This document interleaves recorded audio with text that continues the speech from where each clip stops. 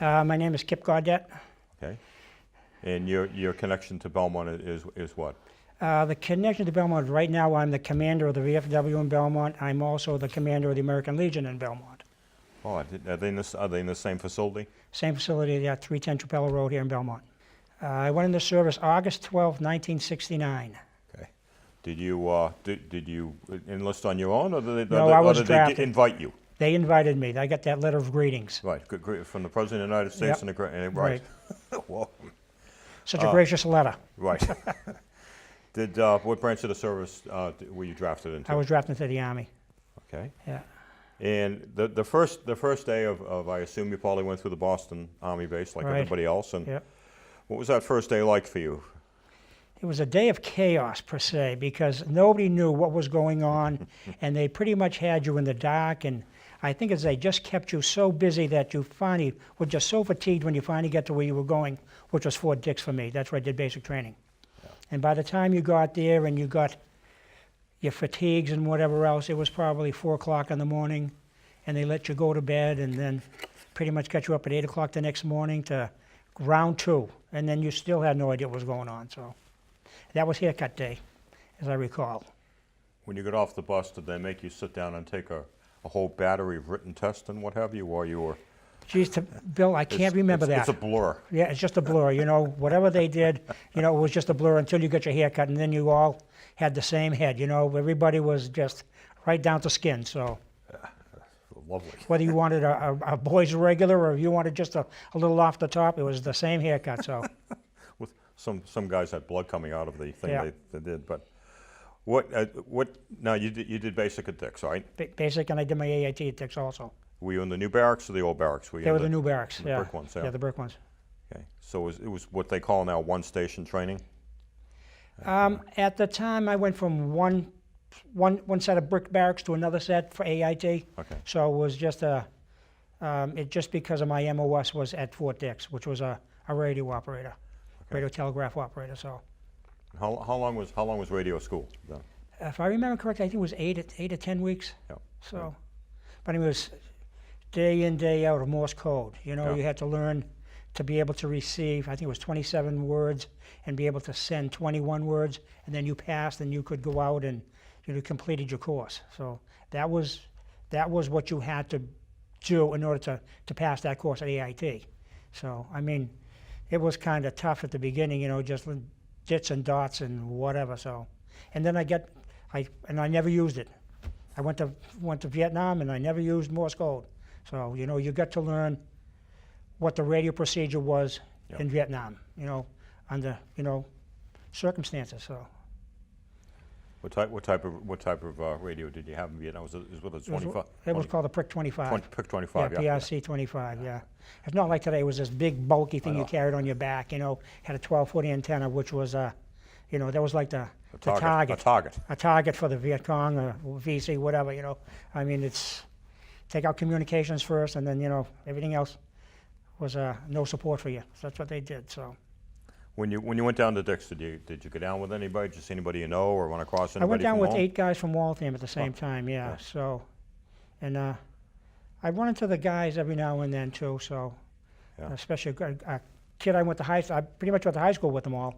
And then this kid by the name of Jim McHugh, I still see him from time to time. He's still in Waltham. So, Yeah. and But- you always come back and do you remember, you know, you have stories you can tell each other, whatever else, you know. So. Yeah. This is the stories that remain amongst close friends. That's it. That's it. Right. Yeah.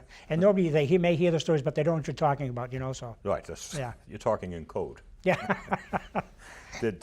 So you went home on leave, I assume, after radio school, and then Yeah. went to Vietnam. I went to Vietnam. Right. Okay. And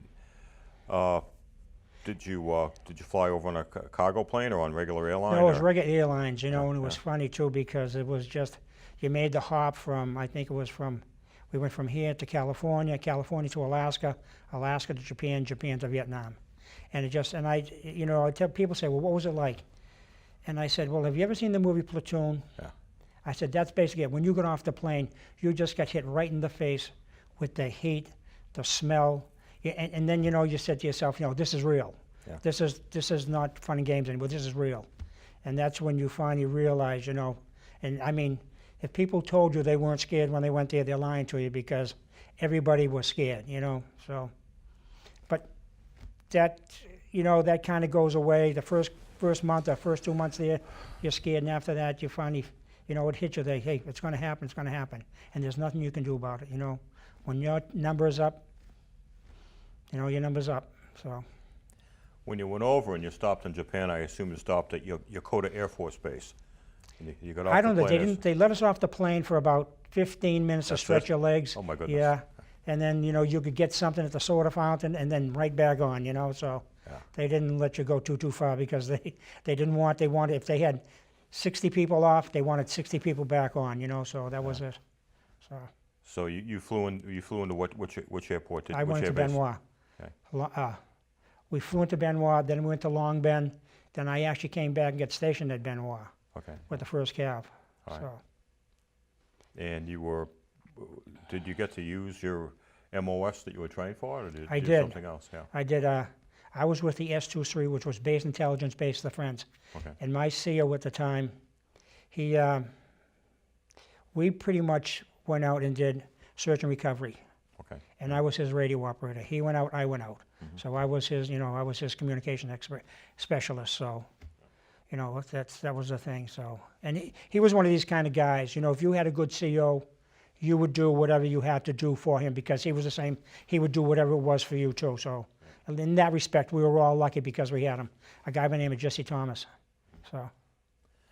And when you went out, what did you go out on? You go out on a It was pretty much went on helicopters, you know, they, on a Huey or a Loach? yeah, they were Hueys they would take, and all of a sudden you'd get to your drop zone and they didn't land, they kind of kicked you off, so, you know, there was no touchdown, it was just get off and so they could take off, because that was the big thing, you know. The less time that in the area, the better off everybody was, including them, so. Yeah. And you did a full tour? I did 13 months straight. I didn't take an R&R because I figured I knew myself that if I was out of country, I wouldn't want to come back, so it would be tough to come back. So I figured I'd just do my time. So I stayed an extra month so I could get the early out. You took the drop, right? Yeah. So, but I mean, you learned a lot about yourself. That was the whole thing about going into the military. I think you learn a lot about yourself, and it's one of those things that you know, the friends and acquaintances that you've made during the times that you were there are forever. Yeah. You know, I had a good friend of mine that I actually met in basic training. He was from Virginia. He went to infantry. I think he went to Fort Bragg became an infantry, 11 Bravo. We hooked up back in Vietnam after about 6 months. He came back to where we were stationed, and it was just one of those, like, two old buddies meeting again. Yeah. And then we both left Vietnam the same time, come home, we kept in contact, and he actually got killed in a car accident that Christmas Eve, you know, by a drunk driver. So, but That Christmas Eve you came home, or well, it was years that after? we got home. I got home in March Oh, my of goodness. '71, and that Christmas Eve he got killed in a car accident. So it's, you know, like you say, when your time is up, and there's nothing you can do. So Yeah. basically, Did you ever, other than a couple of people, have you ever met anybody in your life that you trusted with your life as much as the guys you served with? I'm just saying, probably the it's only one I could say that would be my brother. That's what I'm saying, yeah. Yeah. So, yeah. Yep, I have a couple of other friends of mine that I've known since I've been elementary school that I'm still close friends with. So, Yeah. but you know, there is that bond when you were in the military, because you know your life is in their hands, their life is in your hands. So it's a mutual respect that you have for each other, and you know you do whatever you could to save them.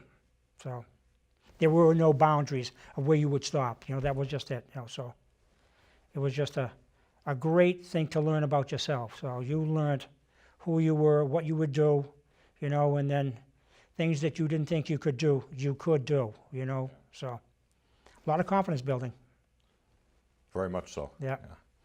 Did you, when you came back, you come through Oakland, or where'd you come back through? I came back from Oakland, and then from Oakland I took a private plane back to Boston. I came home, and you know, it doesn't hit you when you came back. When I came back, it didn't hit me For a couple of years, basically, because I think that you're still on that heightened alert status that your body has always been in, you know, and still today, I mean, I go through a little PTSD now, but it's you know, certain things, certain smells, certain, you know, sounds, you know, bring back certain things. So, but it's just one of those things that, you know, you have to become aware of.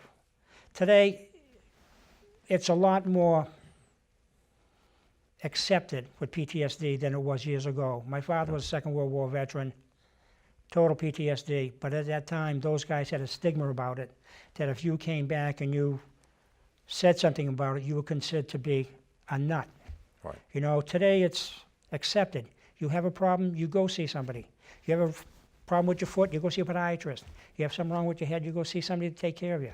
You know, and basically it's more accepted today because they know that PTSD has been out there through every war or every conflict, you know, whether it be in soldiers' heart, battle fatigue, PTSD, it's there, and you know, in most people. So some people handle it a lot better than other people do. So I guess it's just one of those things. So I think that I tell young people I see at the VA that your idol, your engine idol will always be a little bit higher than everybody else. You'll always be a little more vigilant than you were before. A little more aware, right? Yeah. It's just, and basically that's one of the things too is, you know, I don't like crowded rooms because the noise and you can't, you know, you're not heightened, your heightened alertness is, you know, it's just not there because you can't control the situation, you know, basically, so. But a lot of it you come to live with, you know, you basically, you know, you kind of key down a little bit and whatever. But it's a funny story that, true story, when I first went into the Army, my older brother Ron, was in the Army, and he said to me, you know, Kip, he says, when you go in the Army, and if they have you at boot camp and they want you to do push-ups, and they tell you to drop and do push-ups, do 20 push-ups, all you have to do is say, drop with me, and you won't have to do them. So I was in the Army 2 days, and I had come out and not realizing that when you came out of a building in the military, that you're supposed to be fully clothed, your hat on, your shirt on, your pants, blouse, and boots. So I came on, I think I had my pants. My pants weren't bloused, I had no shirt on, I had no hat on. And this hard 5 came out. He just came back from Vietnam, you could tell. You know, he was there just killing the rest of his, you know, his time in the military. So he grabbed me, he said to me, you a soldier? And I said, yeah. He says, where's the rest of your uniform? I said, it's inside. He said, go get it and come back out here. So I go inside and I come back out and I said, okay, now you look like a soldier. So he said, now I want you to drop and do 20. I looked at him and I said, drop with me. And I knew it was the wrong thing to say because he had smoke and fire just came out of his nose and his eyes. And I said, oh my God, what did my brother get me into? So this is no lie, for the next 6 hours, I was on my hands and knees. In Fort Dix, the walkways were all made out of pea stone. So I was on my hands and knees counting pea stones for about 6 hours. Then he grabbed me, he brought me over to the parade field, and he showed me a cigarette filter. He said, there's 50 different kinds of cigarette filters. I want you to find one of every. So I went on my knees for another 2 hours and looked, and then finally he grabbed me, brought me in, and he stuck me in the corner of a room at attention, you know, my nose to the wall. So I was there for about an hour, then he finally said to me, did you learn something today? I said, yeah, what's that? He said, keep my mouth shut. He said, get out of here. I never did the push-ups, but I never forgot about that either, you know, so, and I never got my brother back on that one yet either, so. But that's a true story. no, don't doubt it. It's just, they were hard. You never dropped out of a run. You never dropped. No, that was it. You know, it wasn't like high school. You didn't hide behind the field house. Yeah, they knew where you were because there were other guys, you know, right there with you. So. So when you came back and you got home, what did you do with your time? When I came back home, I really didn't take any time off because a week later I went to work for the phone company. Okay. Yeah. So I worked there for about 5 years, and then they had the big layoff in '75, and then, you know, that was it. And then I'd always had carpentry background. My father was a carpenter, my grandfather was a carpenter, my uncle was a carpenter. So as a kid growing up, I used to do that in the summertime with my uncle and my father. So I came back and I started doing that again, and then I worked for a couple of years for some contractors, and then I finally said, if I'm going to work this hard, I'm going to work this out for myself. So I went to work for myself in 1980, and I still self-employed today. So, and you know, it keeps the mind active and keeps the mind occupied too. So, you know, It's nice being your own boss too. it is. You know, there are no excuses when you're your own boss. So that's the thing about it too. So, Yeah.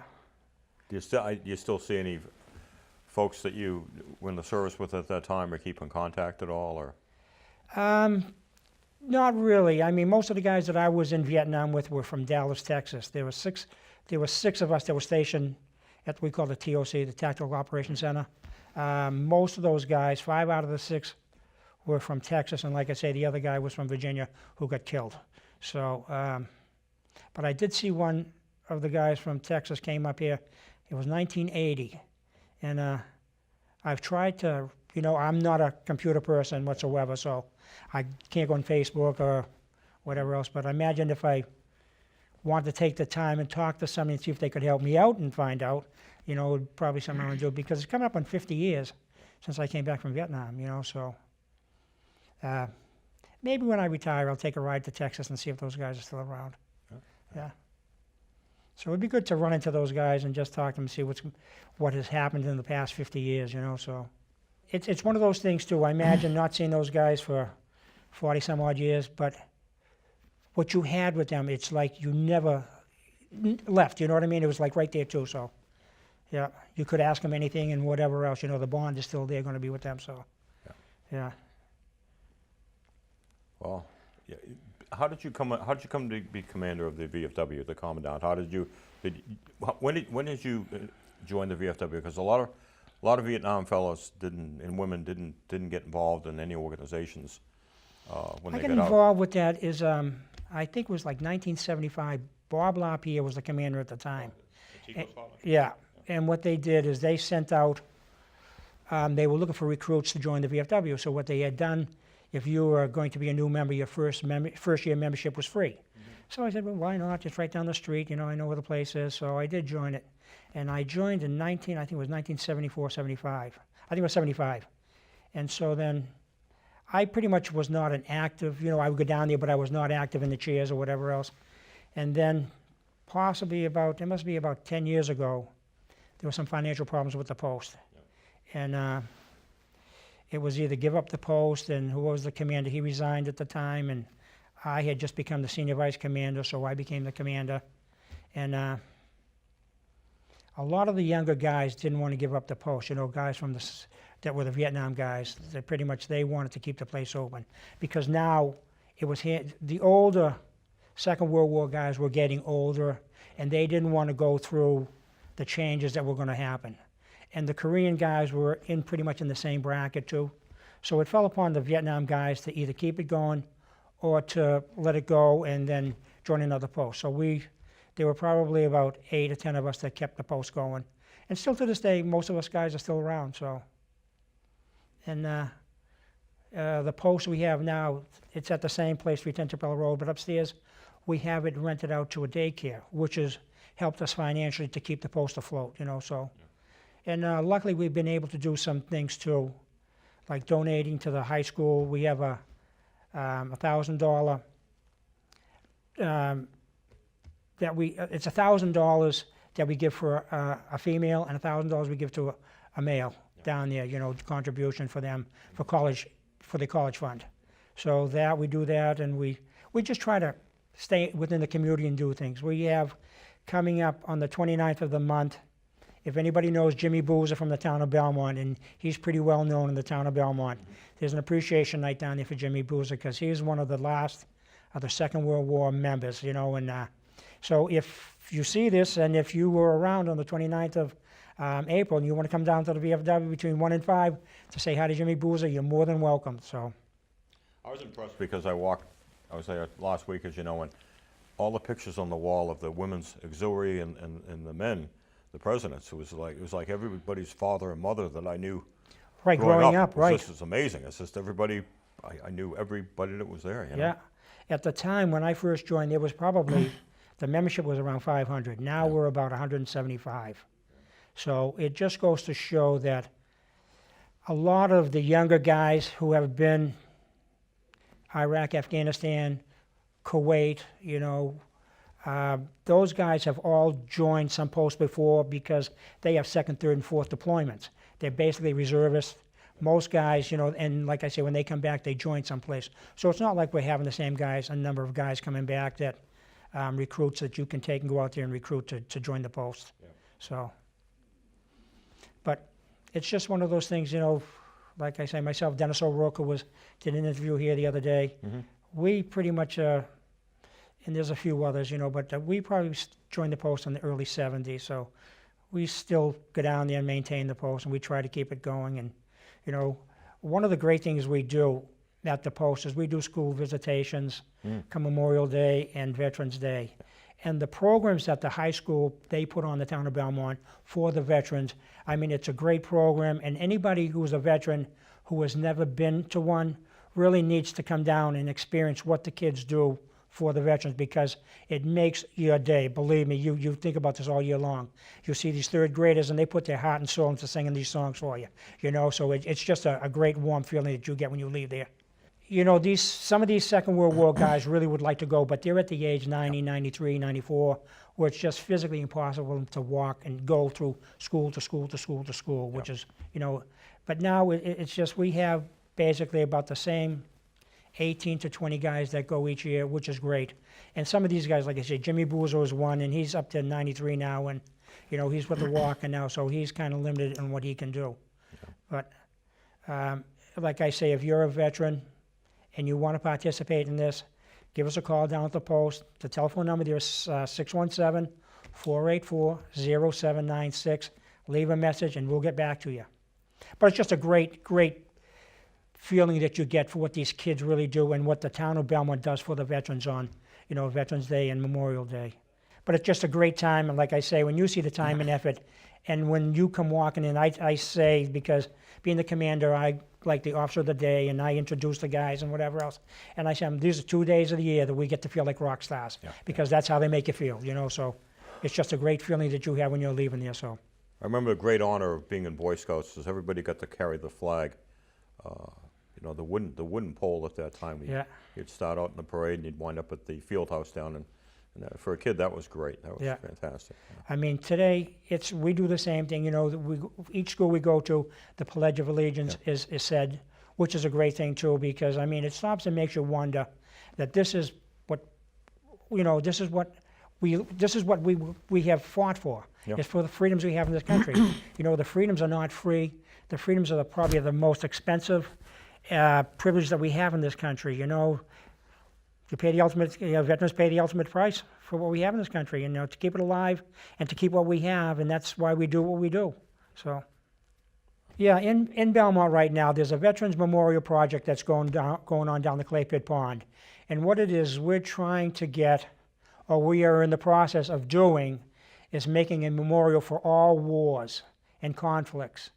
And there is a donation process that's out there. If you want to buy a brick, they are at $100 a brick, and contributions are well accepted in any denomination. It makes no difference from $1 to $10,000. It's all welcomed, and this is a project that's going to take us a little bit of time to get, but it's underway, and then myself, Bill's involved in this, Angelo Ferenzi. We have a couple of generals, Kevin Ryan, who's our retired general, brigadier general, Bill Skelly, Jody White. And Len? Oh yeah, Len. Right. I can't think of Len's last name though. I'm gonna do badly, but I'm gonna say cancer truck maybe. Okay. Yeah. Perhaps. I apologize, Len. Yeah, me too, Len. I do apologize. And you don't have to honor somebody that served in a conflict or a war. It's basically any veteran or anybody whom you'd like to honor and buy a brick for. Right. It's for all veterans. Yep. Not just combat veterans, for all veterans per se. You know, so that's the whole thing about it. It's going to be a place that you can come down and just, you know, relax and just kind of enjoy. That's what it's for. It's to enjoy and to be contemplative. As I was down at the Veterans Cemetery at Belmont and seeing my high school classmates and visiting them. And when I was a kid and I walked through there at Memorial Day, you thought you didn't know anybody in there. But now I get down there and it's a reverential place for me, my friend, I'll tell you. Yeah.